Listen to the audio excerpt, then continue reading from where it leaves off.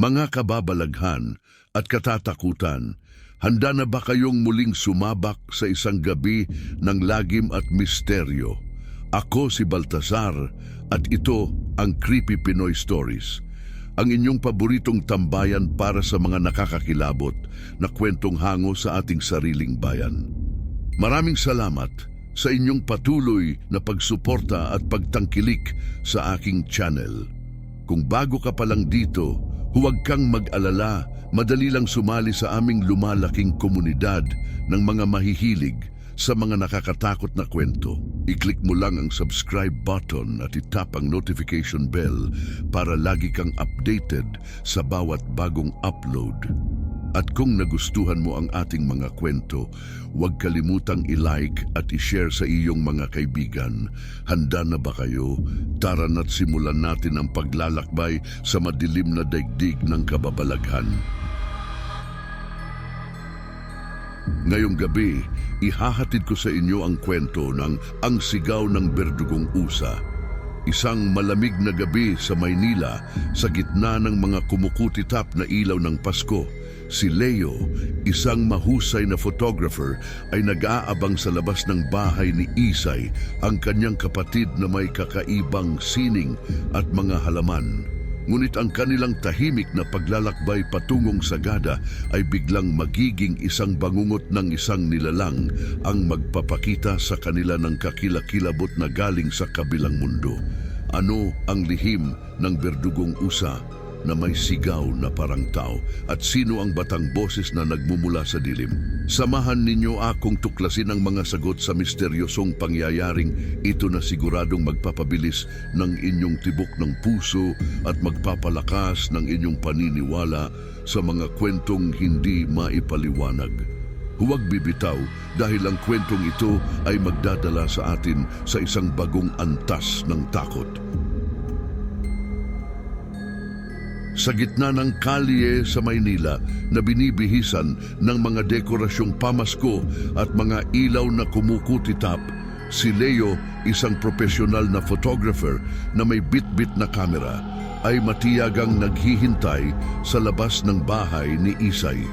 Ang malaking payong na hawak niya ay sapat lamang upang protektahan ang sarili mula sa patak ng ulan na unti-unting lumalakas. Sa kabila ng kanyang pagiging abala, hindi niya maiwasang magmasid sa mga batang naglalaro sa kalsada, habang paminsan-minsan ay nagkakamot dahil sa kanyang allergy sa pusa na siyang dahilan kung bakit hindi siya makapasok sa bahay ng kanyang kapatid.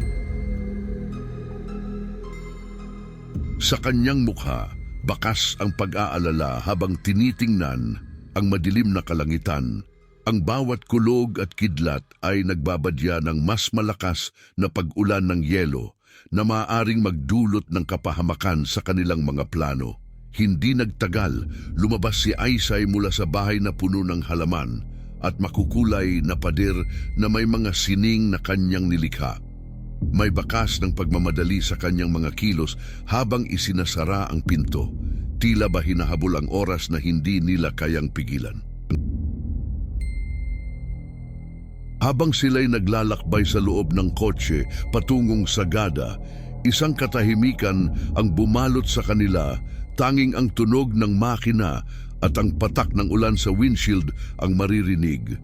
Ang mga bintana ay bahagyang hamog dahil sa lamig na dala ng panahon. Si Isay, na ngayon ay nakaupo sa tabi ng driver's seat, ay abala sa paglalaro ng kanyang cellphone habang ang kanyang berdeng buhok ay sumasayaw sa ihip ng aircon.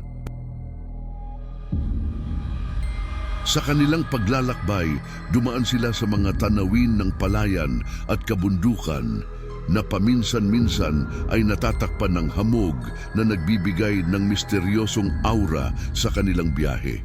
Ang bawat liko at bawat akyat ay tila nagdadala sa kanila sa isang mundong malayo sa ingay at gulo ng syudad. Ngunit habang sila'y nagpapatuloy sa kanilang tahimik na paglalakbay, hindi nila alam na ang isang di inaasahang pangyayari ay naghihintay sa kanila. Ang kanilang katahimikan ay malapit nang mabasag ng isang sigaw na hindi nila inakalang maririnig sa gitna ng daan. Ano nga ba ang misteryong ito na kanilang matutuklasan? Ang susunod na kabanata ay maghahayag ng isang karanasang magbabago sa kanilang paglalakbay at marahil sa kanilang mga buhay.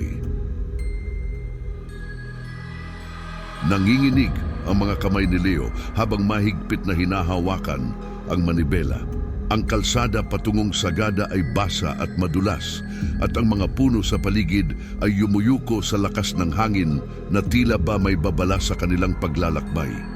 Sa tabi niya, si Isay, na ngayon ay nakaupo sa passenger seat, ay binuksan ng bintana upang magpahangin.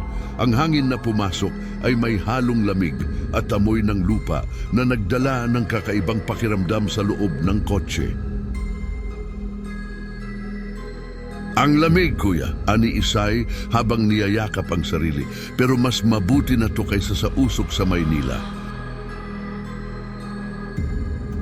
Tumango si Leo, ang kanyang mga mata ay nakatuon sa daan. Hindi niya inaasahan ang biglaang paglitaw ng malaking usa sa gitna ng daan na may mga matang tila nagliliwanag sa dilim. Ang gulat na sumalubong sa kanyang mukha ay halos kapareho ng takot na bumalot sa kanyang puso. Kuya, mag-ingat! Sigaw ni Isay habang si Leo ay mabilis na umiwas sa hayop.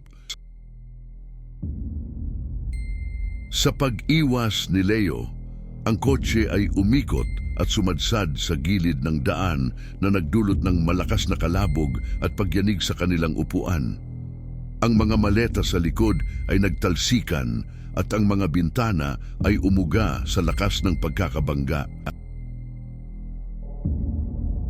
Sa labas ng kotse, habang nag-aalis ng niyebe, si Leo at Isay ay kapwa nanginginig hindi lamang sa lamig, kundi pati na rin sa takot sa kanilang nasaksihan. Ang usa, na ngayon ay nakatayo sa dalawang paa, ay nagpakawala ng isang sigaw na parang tao, na nagdulot ng pagyanig sa mga dahon at sanga ng mga puno sa paligid. Ang kanilang mga puso ay nagsisikip sa takot, hindi makapaniwala sa kanilang mga mata. Ano yon, kuya? Bulong ni Isay, ang kanyang boses ay nanginginig. Hindi ko alam, Isay. Hindi ko alam, sagot ni Leo. Ang kanyang mga mata ay nakatitig sa nilalang sa labas. Nagmadali silang bumalik sa kotse, ngunit sa kanilang pagmamadali, nadulas si Isay sa niyebe. Agad siyang tinulungan ni Leo na makatayo at makapasok sa loob ng sasakyan. Sa loob ng kotse, ang magkapatid ay magkayakap at ang kanilang hininga ay bumubuo ng usok sa malamig na hangin, habang ang usa ay paulit-ulit na sinasalpok ang kanilang sasakyan. Ang mga tunog ng banggaan ay umaalingaw-ngaw sa katahimikan ng gabi at ang bawat salpok ay nagdudulot ng bagong takot sa kanilang puso. Ngunit sa gitna ng kanilang pagkakayakap, isang mahinang boses ang magsisimulang bumulong sa kanilang pandinig, isang boses na magdadala ng bagong hamon at misteryo sa kanilang nakakakilabot na gabi sa gitna ng niyebe.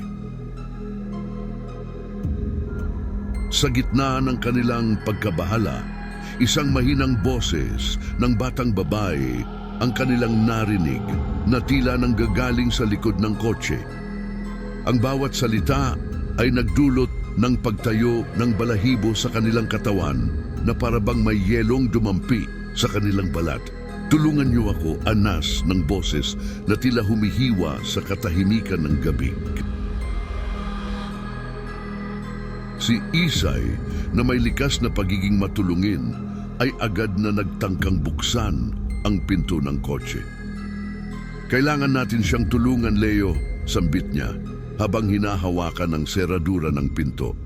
Ngunit mariing pinigilan siya ni Leo, ang kanyang mga mata ay may bakas ng takot at pag-aalala.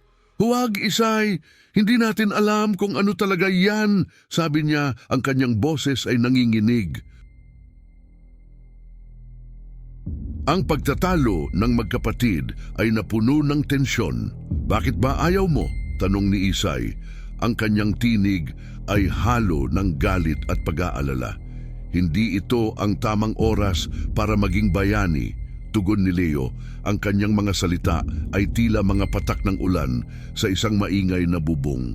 Ang bawat salitang binibitawan nila ay may halong takot at pag-aalala na para bang ang anumang maling galaw ay maaaring magdulot ng kapahamakan. Ang kanilang pagtatalo ay biglang naputol ng isang bagong pangyayari na magpapabago sa lahat. Ano kaya ang susunod na mangyayari sa magkapatid sa gitna ng kanilang bangungot na gabi?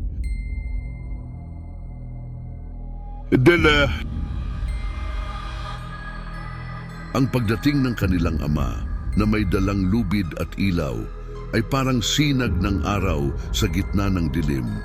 Ang pagkakaligtas nila ay tila isang himala, isang pahinga mula sa bangungot na kanilang kinakaharap. Salamat pa, sambit ni Leo habang nakahinga siya ng maluwag sa wakas. Sa loob ng pick-up truck ng kanilang ama, si Leo at Isay ay nagkukwento ng kanilang karanasan sa kakaibang usa at sa mahiwagang boses ng bata. Ngunit sa halip na paniwalaan, ang kanilang ama ay nagpakita ng pag-aalinlangan. Baka pagod lang kayo o kaya'y produkto lang ng inyong imahinasyon, aniya na tila hindi matanggap ang kanilang sinasabi. Ngunit hindi mapakali ang magkapatid. Sa kanilang pagbabalik sa Maynila, nagdesisyon silang mag-research tungkol sa mga alamat at kwento ng mga skinwalkers. Ang kanilang paghahanap ay nagbigay liwanag sa kanilang karanasan na tila isang piraso ng puzzle na sa wakas ay natagpuan ng kanyang lugar. Sa huli, ang karanasan ay nagdulot ng mas malalim na pagkakaunawaan sa pagitan ni Leo at Isay. Ang kanilang relasyon ay naging mas matibay kaysa dati, na para bang ang karanasan sa gitna ng niyebe at sigaw ng berdugong usa ay isang apoy na lalong nagpatibay sa kanilang samahan. Ngunit sa likod ng kanilang pagkakabuklod, ang isang tanong ay nanatiling nakabitin sa hangin. Ano nga ba talaga ang nangyari sa kanila sa gabing iyon sa daan patungong Sagada? Mga kaibigan, ang kwentong ito ay muling nagpapaalala na ang mundo ay puno ng mga hiwaga na hindi natin lubos na maunawaan. Maraming salamat sa pakikinig sa Creepy Pinoy Stories. Kung nais mo pang makarinig ng mga ganitong nakakakilabot na kwento, huwag kalimutang mag-like at mag-subscribe. Sumama sa aming komunidad at maging bahagi ng bawat nakakatakot na paglalakbay.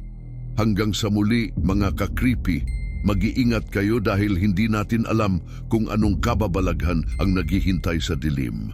Abangan ang susunod na upload at sabik na akong muling makasama kayo. Magandang gabi at huwag hayaang patayin ang inyong ilaw.